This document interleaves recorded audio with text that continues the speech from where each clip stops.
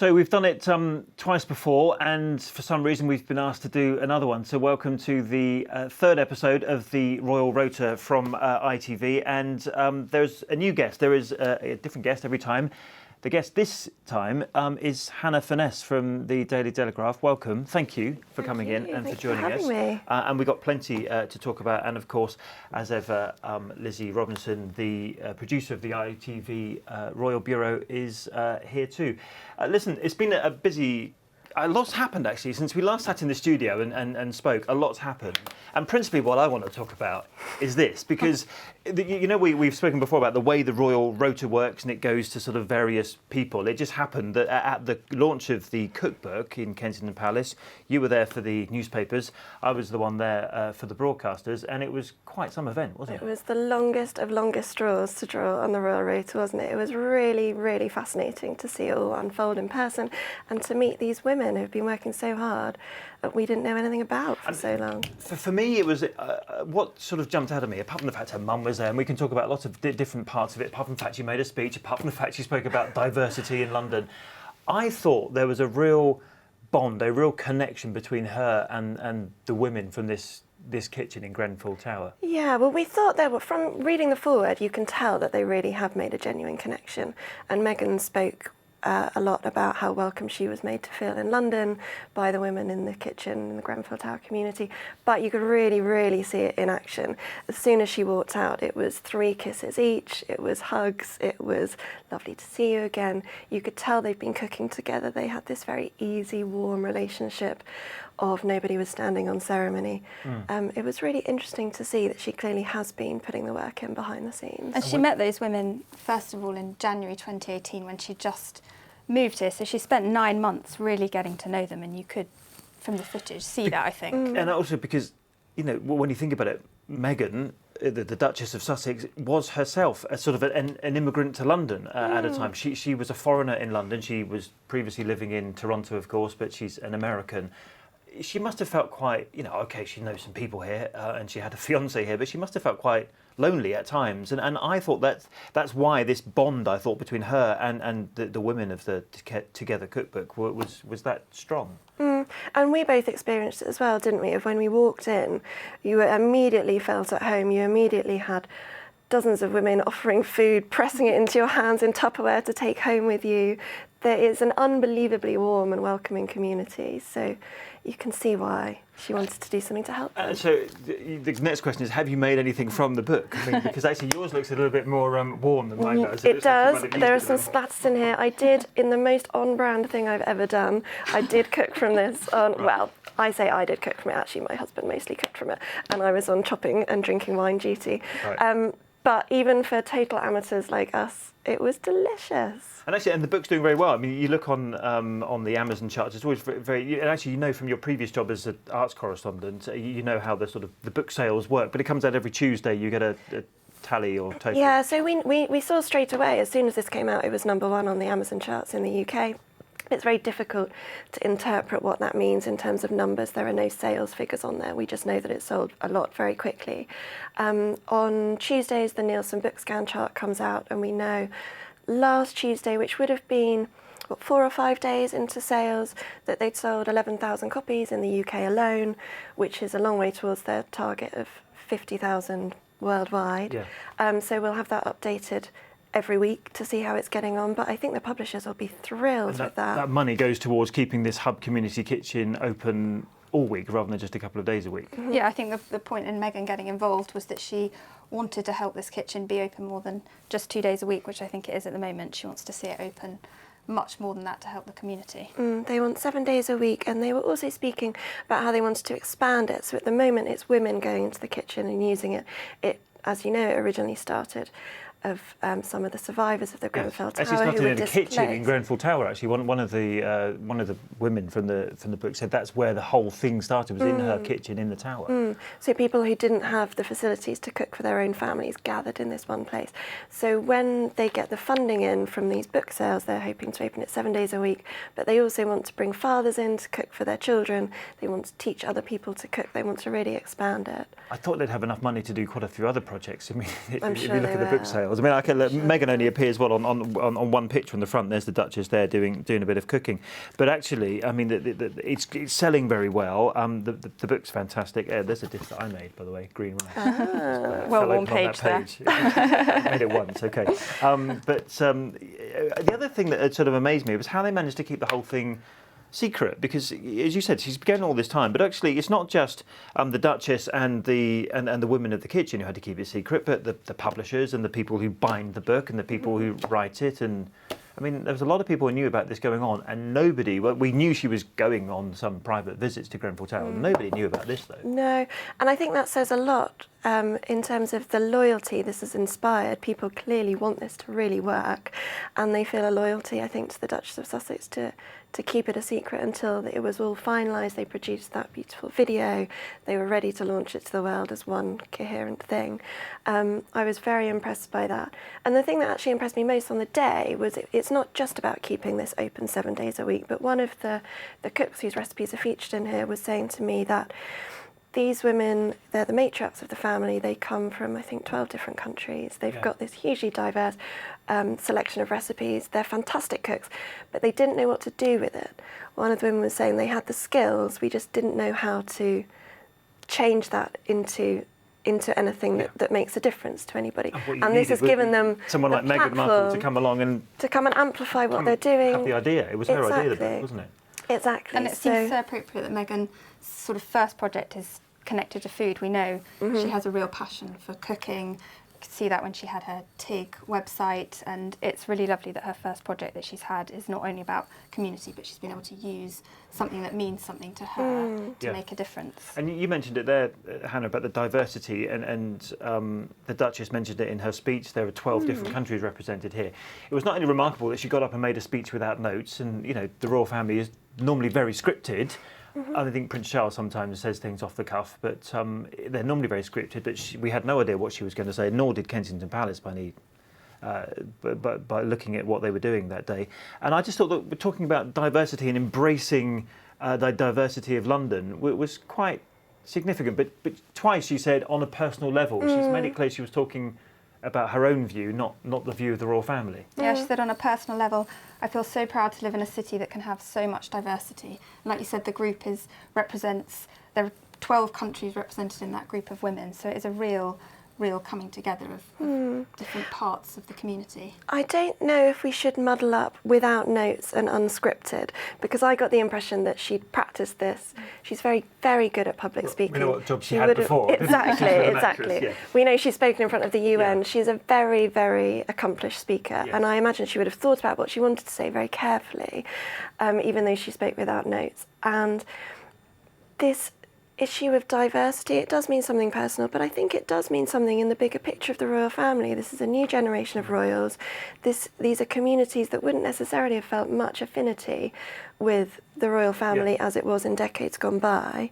And my interpretation is that I would imagine they hope to bring in people who feel a little bit less recognised. Well, you know, it took me back to when they did that visit to Brixton in South London, again, a very diverse community. And I remember talking to somebody outside the event, and they said, "Do you know what? I wouldn't have come here if the Queen was visiting, but I did come for Meghan Markle because I see something in her, I relate to something in her that I just don't relate to with the rest of the royal family." And I thought, again, what Meghan was doing with this particular community, very diverse community at Grenfell Tower, they've suffered horrendously from everything that's happened there. I thought, as you say, significant, and it showed to me like a real shift. I thought a shift in the family. I thought we saw something quite significant there that day. I thought so too. And did you notice Harry standing back? Standing back. Yes. This is my wife's show. Yes. Yeah, yes. Absolutely. And it was lovely that Doria, Meghan's mother, was there as well. She had kind of Team Meghan by her side, Mum and Harry looking on. They did both take a step back, but they were both very much there for her, kind of supporting her. Did you see when she was making the speech, Harry looked at Mum, they had that sort of, both looking very proudly on, weren't they? And it's very sweet. But again, in a way in which Harry's very comfortable that the limelight was being shone on the wife. You know, you've only got to look back into the 1980s about how the focus shifted from his father to his mother, and sometimes that wasn't particularly well received. He looked, however, completely and utterly comfortable. He looked that this was his wife's show. Bursting with pride. and very comfortable. Yeah. He took very noticeably. It really reminds me of his grandfather. Actually, he was walking with his hands behind his back, a few steps behind, like Prince Philip does with the Queen. He was making small talk with women. Both Harry and Doria actually were making small talk, asking the women about their recipes, which ingredients did they use, how did they do it, while Meghan was kind of in the limelight. I found that very endearing. Which is why, to me, I thought the launch of the book was actually, in a way, more significant than her first solo engagement as it was billed, which was the visit to the Oceania exhibition, because that I thought meant more to her. It was her own personal project. She even referred to it as her first project, whereas the turning up on her own at that event, was it the other Tuesday evening? We were seeing the Duchess of Sussex, doing her thing her way, weren't we? It's amazing to think, only a year ago, last week, we first saw Meghan and Harry appear together for the first time at that Invictus Games wheelchair tennis event. And it was a year on. Yeah, exactly a year. Nathan Phillips Square, yeah. we were all there, weren't we? Let's not relive that day. The adrenaline. We were actually on the other side of town in entirely the wrong place when we got the call to say, I think you need to be there. Yeah. And we had the most awful journey across Toronto to try and make it. Very you remember back to memories. the Invictus Games, every single day we didn't know whether she was going to turn up or not turn up or be there or not be there. It's hilarious in hindsight. I didn't find it so hilarious at the It wasn't time. so enjoyable at the time, was it? But amazing to think a year later she's now Duchess of Sussex, and she's got her first real project, the cookbook, and we've had her first solo engagement just ahead of their tour. And what did we make about Car Doorgate? Do we need to explain Car Doorgate? Probably. Yes, go on. So the Duchess gets out of the car and actually just pushes the door closed herself, like we all sort of do. And something happened, yeah? as our publicly funded broadcaster, the BBC, says, Meghan closes a car door and people just can't handle it. Yeah, I mean, it was... Twitter erupted, didn't Well, it? this thing, I mean, there's a social media storm and then there's actually the real world. I mean, how many people sort of really noticed it or discussed it, I don't know. But it did become a bit of a thing, didn't it? If you, put your phone on and looked at anything. So, she closed the car door. I mean, the Do we need to talk PPO about it anymore? stepped out the way. Meghan naturally closed the car door. I mean, she's lived 36 years, 37 years, in the real world. Okay, I think... At this point, we should point out there are other members of the royal family. Yeah. However, before we talk about the rest of them, should we just talk about the appearance of the Duchess of Sussex in the ITV documentary The Queen of the World? Because that was, that was pretty powerful. It was the first time we'd really heard her talk in that way in a TV documentary, and talking about the dress, the Commonwealth, the something blue. There was quite a lot in there in that little chat she had, wasn't there? There was a very endearing little nugget of information of her something blue inside the wedding dress that was taken from the first dress she wore with her on a date with Prince Harry. But I think the more important theme, obviously, is the Commonwealth, and they're about to embark on this big Commonwealth tour. The Oceania visit to the Royal Academy that you just mentioned was all about the Commonwealth. It's these Pacific nations that they're going to be visiting. And there was we didn't even mention there was some nose rubbing in that as well, wasn't there? There was some nose rubbing. There was an actual nose rubbing going on, which is something no doubt going to have to do at some point on the and she's tour. done it before on Remembrance Day as well. Yeah. We're going to see plenty of that on the tour. And, I mean, the exhibition was a sort of perfect introduction into this world of the Commonwealth, into the very complex diverse communities that they're going to be visiting. Yes. And anyone who didn't see the documentary, on the dress, she was talking about that she had the 53 flowers, the national flowers of all the 53 Commonwealth countries sewn into the veil. That was a surprise for Harry. She said the other members of the royal family didn't know about it. And she said it was actually...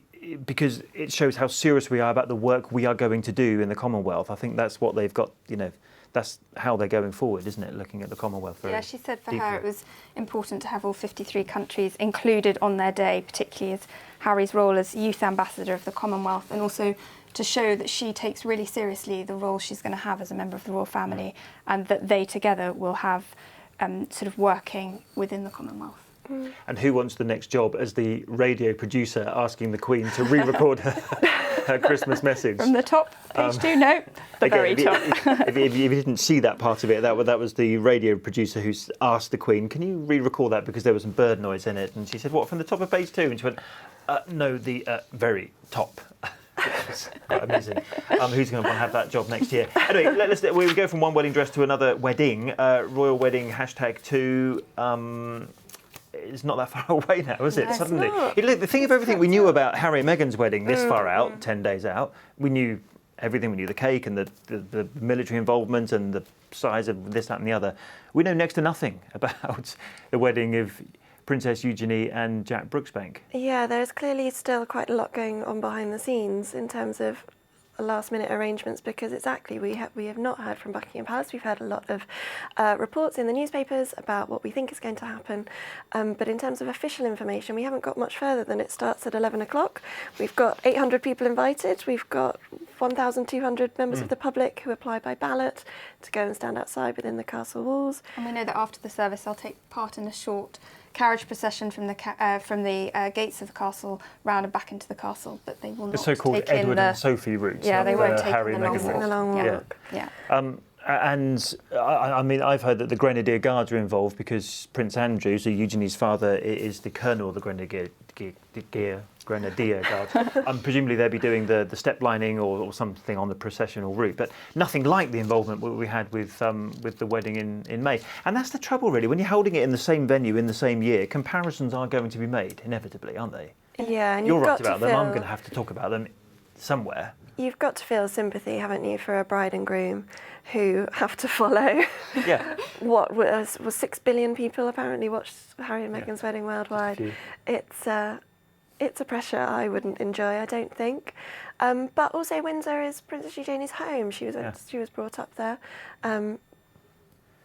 But it will be Wait and broadcast. see. There will be television. We now know there'll be television cameras there. Thank you, ITV. We don't know quite how we arrived at this stage. It's way above my pay grade, but we understand that ITV are broadcasting it. It's going to be part of an extended This Morning programme with Eamon Holmes and his wife, Ruth Langsford, his wife.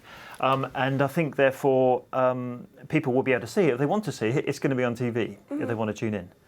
And for people who are interested in the royals, it is still going to be a beautiful day. She's going to wear a dress, the design will be revealed, the details of the service will be revealed. I think we're all going to be excited about it. It's And still the a Queen royal will be there. wedding. The Duke Okay. may or may not go, depending on how Depending fit on he's how- feeling. All the usual, will Prince Louis be there? That sort of stuff. And I think people will be interested for that reason. And we still have these 1,200 people inside the grounds of Windsor Castle, and plenty of celebrities. So Robbie Williams. They actually, those 1,200 they received, people had to apply to be one of the 1,200 in the grounds of the castle, and they actually received, I think, over 100,000 applications, which is...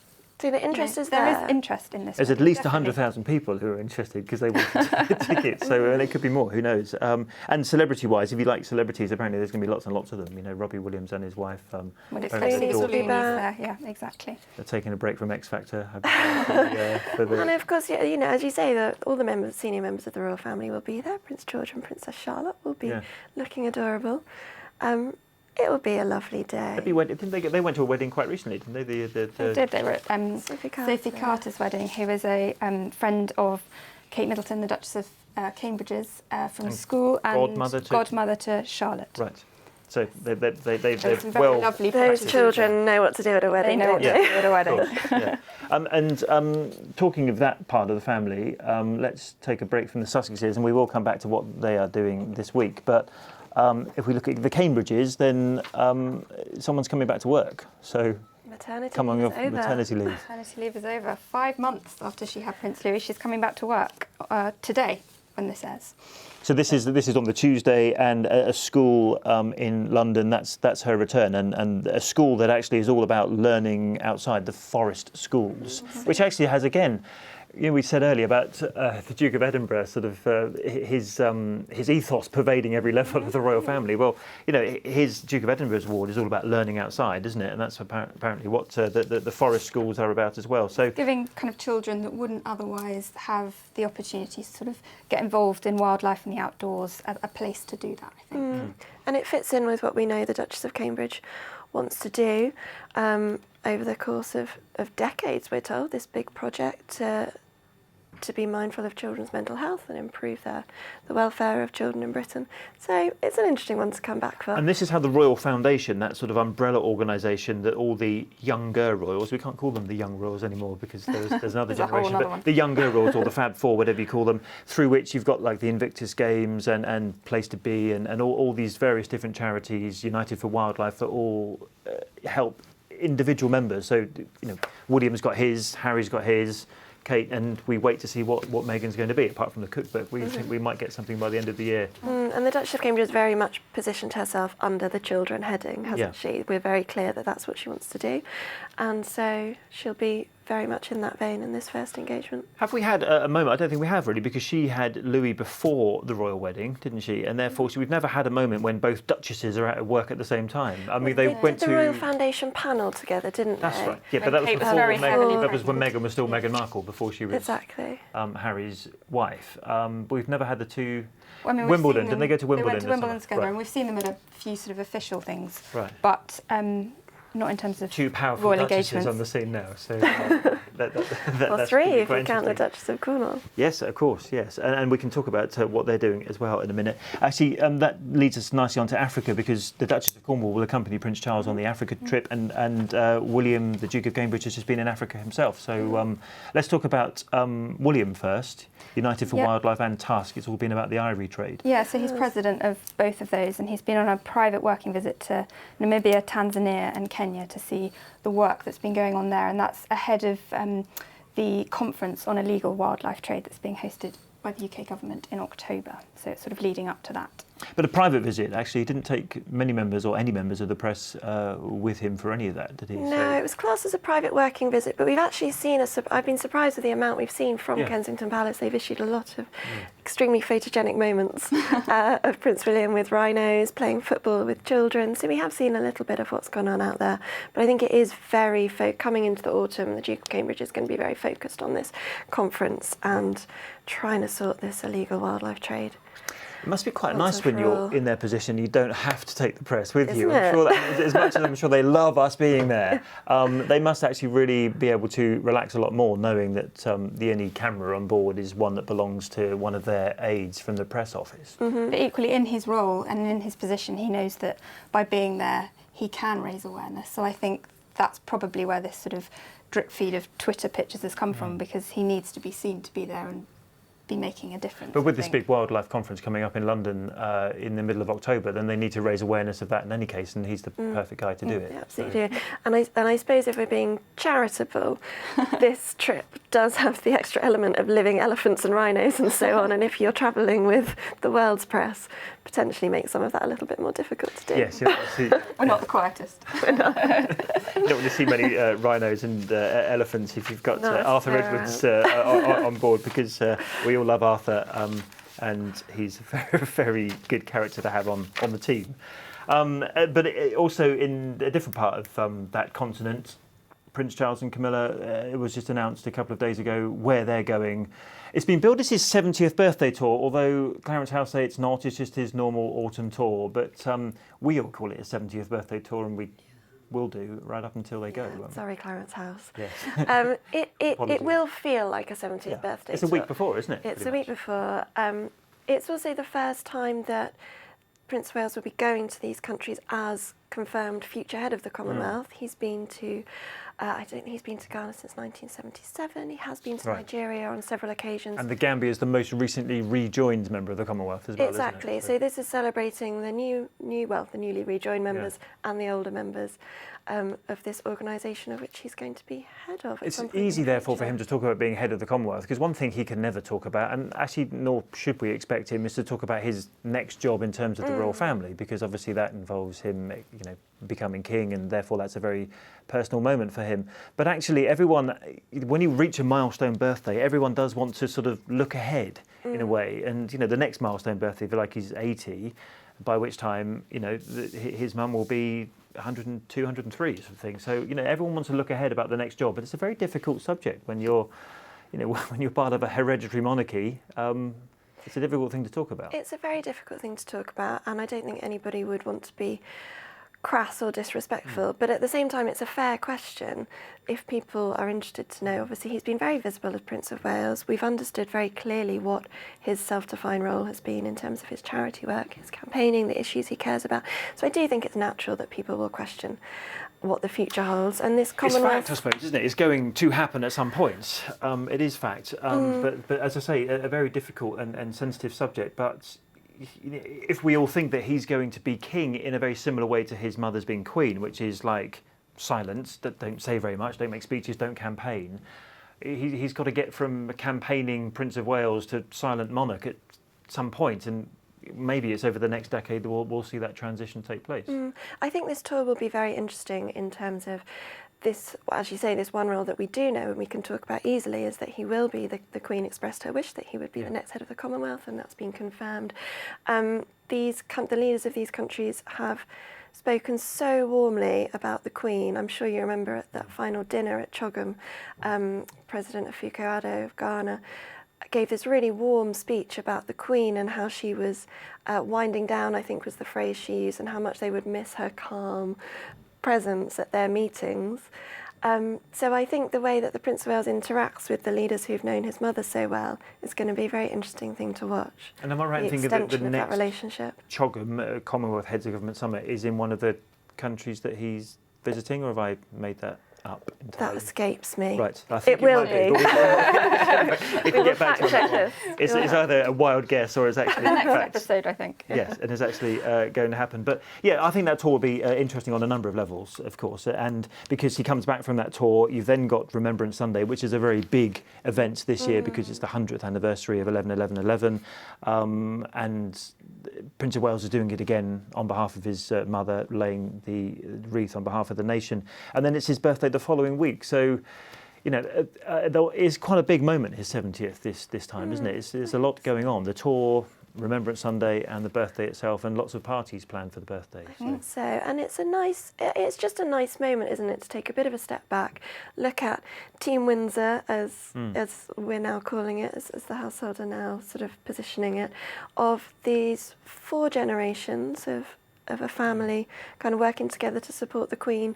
And it's an interesting moment to see all the way from Prince Louis up to Prince Philip, how it's all fitting together. Yeah, but actually, you know, time and again people talk about at 70, most people have retired and are on the golf course, and yet here is a man who's, you know, been working for most of his life and has still got the biggest job yet to come at age 70. I mean, that's quite something. That's quite something on the horizon. That's quite a big event coming his way. It's extraordinary, but I would imagine it's not something you would wish for either, is it? Because of all the things that will come with it. But I think we are getting a sense that he's now got the Prince's Foundation. His charities are in a position where they can operate without such a hands-on involvement. Yeah, because one of the things that we've been amazed about when we've been to some of his projects, Dumfries House comes to mind. He even chooses the colour of paint on the walls. I mean, that he's that, you know, involved in that detail with his projects. And clearly, I mean,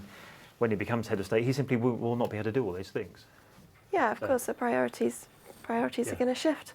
It's going to be an interesting autumn. And as far as the 70th goes, there's a documentary on the BBC. We know that the Prince has done some interviews for that. We wait to find out exactly what he said to them. He's been on the front cover of, Vanity Fair magazine recently? GQ magazine. So the Lifetime Achievement Award for GQ. He won that award, and then they did the magazine piece around him. 70th birthday garden party, which was the first thing the Duke and Duchess of Sussex did. It's a year of 70. So we should probably sort of end where we started, which is with that couple called Harry and Meghan. And the Sussexes are going to Sussex. You know, if you live in that part of the world, that's quite a big deal. And that's coming up this week. I'm sure the Cambridges went to Cambridge at some point after the royal wedding. I don't know how long they. And Anglesey as well, with the future Prince of Wales. Yes, so a big event in Sussex this week. Yeah, Brighton, Chichester, Bognor Regis. They're covering a lot of ground and a lot of different topics as well, aren't they? So they're doing West and East Sussex, so whichever part of the county you live in, you'll get to see them. And one of the interesting things I think they're going to do is they're going to see a rare copy of the American Declaration of Independence, which obviously ties in with the Duchess of Sussex, and they're going to be at the University of Chichester in Bognor Regis, and they're going to Brighton to the Royal Pavilion. It's quite interesting actually how they've, like when they went to see Hamilton recently, how the whole thing with Harry's ancestors, if you can call them that, or the fact that King George III was the so-called last king of America. Meghan even had to cross his the memorial in St George's Chapel, didn't she, before she married him, because it's in the stone there. And looking at the Declaration of Independence, as they will in Sussex on Tuesday. It's Meghan's Americanness is never being hidden. It's never being shoved under the carpet, is it? No, and why should it be? Exactly. It's in the same way that they want to celebrate ties around the Commonwealth, we want to be friends with America too. Yeah. So who better? Commonwealth is a big deal. So the Sussex trip is going to be, I think, quite a big. Yeah, I think there's one bit of the Sussex trip that hasn't been spoken about much, which is the Survivors Network, which I found really interesting. Survivors of sexual assault and so on, which is a topic that the Duchess of Cornwall has done a lot on, and it's not always the easiest subject to get into. So I was actually quite impressed that that's something that they're doing so early on. Yes, it's not all just walkabouts and visits. Not smiling and waving. Of course, and actually the visit to the Royal Pavilion itself, which was built by the Prince Regent, which was the last time we had a regency. We were looking up the other day, 1811, in case you didn't know. Was the last Right, time thank had, you. a regency when George III was incapacitated with his mental illness. But that palace, if you can call it, down in Brighton is quite a building, isn't it? It's beautiful. It's going to be such brilliant photos from that engagement, I think. And the opulence of life under the Prince Regent will be a small contrast, I think, to the car door shutting life of today. Yeah. How the royal family has progressed from the Royal Pavilion to shutting one's own car door. It's been really nice having you in here. Thank you very much for going through some of the issues and all the rest of it. And there is a lot to talk about, and still a lot more coming up. We're all going to Australia, Fiji, Tonga, New Zealand. Yeah. Is that going to be your next Royal Rota? Well, we're going to try and do one on. Well, when I say on the road, we could actually say on the beach. On the beach. On which to do it. But I should point out that these trips are really, really hard work. Yeah, don't let your bosses know. Yeah, exactly. So we'll move to the studio. So the next time we do this, hopefully we'll do it somewhere like a beach. Let's see how that goes. And thank you anyway for watching the third episode of Royal Rota.